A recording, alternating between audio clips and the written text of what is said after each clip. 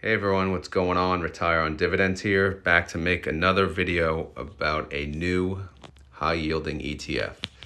This one was requested quite a few times, and to be honest, I never really looked into them until now, and they are quite interesting. So this ticker is TLTW. This is essentially a bond ticker. It's one that sells calls against a bond ETF, which is pretty cool. I'm always like, I don't want to own bonds, right? Especially the interest rate's okay. You can get higher rates elsewhere. But this one, whenever you can encompass options into any fund in general, it just makes it a little more exciting because you could bring some additional income to it. So let's review this ETF and then we'll see what you guys think about it. And as always, this is not financial advice. I'm not a financial advisor. This video is for fun and entertainment.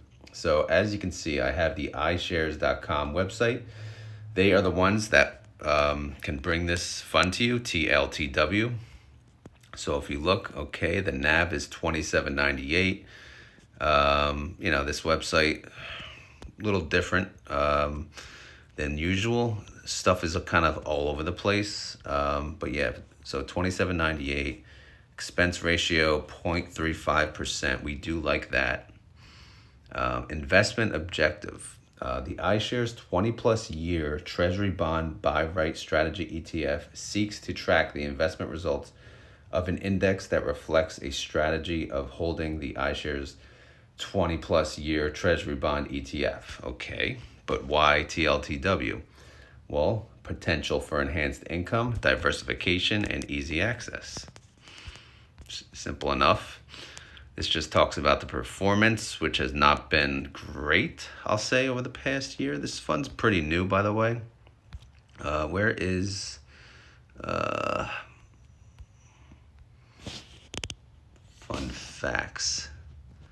Yeah, when was this fund created? There we go. Fund inception, August 18th, 2022. So it's been around a decent amount of time. It's not as new as some of these others that we talk about. So let's continue. Scroll through the website. Net assets of the fund is $770 million. Pretty big fund. Again, closing price $28.05, which is obviously close to the NAV we just talked about. They pay out monthly, which is awesome.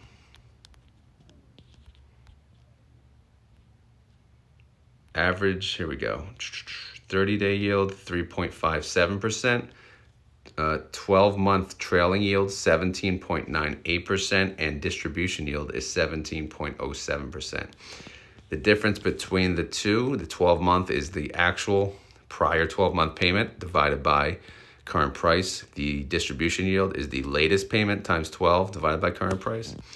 So it means the latest payment is, I guess, less than the average over the past 12 months, which is okay. Still, 17% yield is, nothing to cry about. That is for sure.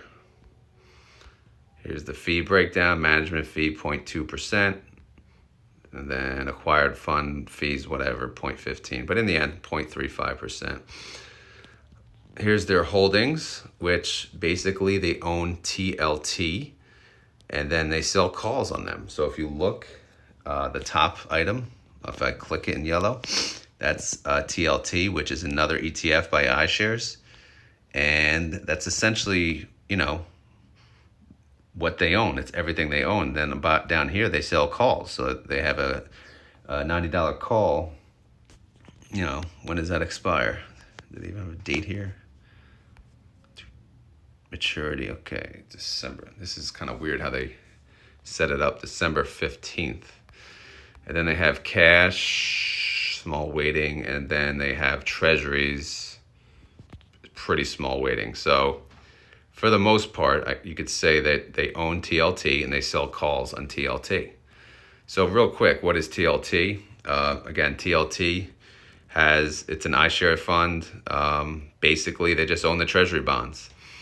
I'm not going to get into it too much, but long story short is they buy treasuries and you make interest from those treasuries. their expense ratio is 0.15%. And here are their holdings. So it's all different Treasury bonds with different rates and such. So pretty cool. I wouldn't own this one by itself, but let me close out of this. But I would consider owning this one that sells calls on that one because I think that's awesome. Let's keep going. Let's scroll. Breakdown. Sector, treasuries, and cash. All right, here's the literature. There's a lot of cool stuff here. So let's get into a few things real quick. Product brief. I just wanted to click this to show you that they have 3 of these. The TLTW, which is, again, to the left. They do a strike of 102, basically 2% out of the money. And they do it on Treasury bonds. They have LQDW. This one they sell strikes at the money, but these are for corporate bonds. And then HYGW is another corporate bond one that sells at the money. So if you're interested in not only this one, but other bond-related income funds, it's probably worth checking out. If we go to the fact sheet, as always, I like my fact sheets because they're, straight and to the point, kind of like my videos. So if we look here, again, YTLTW, blah, blah, blah. This just shows $10,000 from inception, and it's down from inception, by the way, maybe because interest rates have gone up so much since, this had launched, which is fine. Maybe it's considered a discount now, right? So we have the prospectus, the summary prospectus, and that's pretty much it. But, as I did go through the prospectus, and I highlighted a few things. This was done on, I guess, March 23. It was revised on October 6, 23. So let's get to it. Okay, again, 0.35%, not bad. This one, their paragraphs start to the left and then they go to the right, each page. Very annoying. So anyway, this just says a higher portfolio turnover rate may mean the fund or the underlying fund may indicate higher transaction costs, which may cause the fund or the underlying fund to incur increased expenses. This just basically says they're covering their ass when they have to increase their expense ratio, should they do a lot of turnover. But then it says here the fund's portfolio turnover rate was 0%, I guess, over the last year. This fund seeks to track the investment results of the CBOE, TLT, 2% out of the money, which we talked about. They do 1 month call options, so they do 2% out of the money, 1 month call options on the TLT fund to generate income. The underlying index utilizes European style call options, which again is there's benefits to that versus the U.S. strike price closest to 102% of the closing value of the underlying fund 1 day prior to the roll date. So it's just saying that they do call options, and they try to roll them out. As they expire, they go 2% out of the money each time, as long as it makes sense. And it says here, if the premium that an option writer would hypothetically receive on the 102% call option on the day prior to the roll date is below 5 basis points of the closing price of the underlying fund on the day prior to the roll date, the underlying index will instead select a call option with the strike price closest to 100% of the closing value of the underlying fund. This just basically means if the price is right, they may sell calls in the money. Unlike American style options, the European style options can only be exercised on the expiration date. And this is key with a lot of these funds. So that's why they use that European style options. The fund will seek to write call options up to, but not exceeding, the full amount of shares of the underlying funds held, obviously. In certain circumstances, the fund may not write any options. If the money's not there, it doesn't make sense, then they'll leave it alone, which I'm fine with. The fund does not expect to physically settle outstanding option positions, as it will generally purchase offsetting call options on the roll date as necessary to close out the open call positions. Obviously, yeah. So the calls that they do, they're not going to settle. They're not going to get assigned. They're always going to roll them. And since they can't get assigned early, they'll typically roll them a day before or on expiration. By writing the call option, the fund will not participate in the market gains of the underlying fund above the strike price, but will fully participate in any market losses if the underlying fund declines in value. This means if they sell 2% out of the money each month, anything that the underlying goes above 2% for that month, you will not take advantage of those capital gains. But if that underlying goes down any amount, you will participate in the full downside. You guys know this by, if you're yield max people, you already know that. As of October 31st, 2022, a significant portion of the underlying index is indirectly represented through its holdings in the underlying fund by publicly issued U.S. Treasury securities. BFA uses a passive or indexing approach to try to achieve the fund's investment objective. Unlike many investment companies, the fund does not try to beat the index it tracks and does not seek temporary defensive positions when the market declines. It just says there's no downside protection. And BFA, I believe, is the fund, one of the fund managers. The fund, yeah, I covered that. See, I hate reading left and then going back up. All right, these are all definitions. It talks about what the different risks are, which you guys know, most of you. If you don't, I highly recommend you go back and read this, which, by the way, I will save this in my Discord under the files section for you guys to review. Keep scrolling. BFA, as mentioned before, it's the investment advisor to the fund.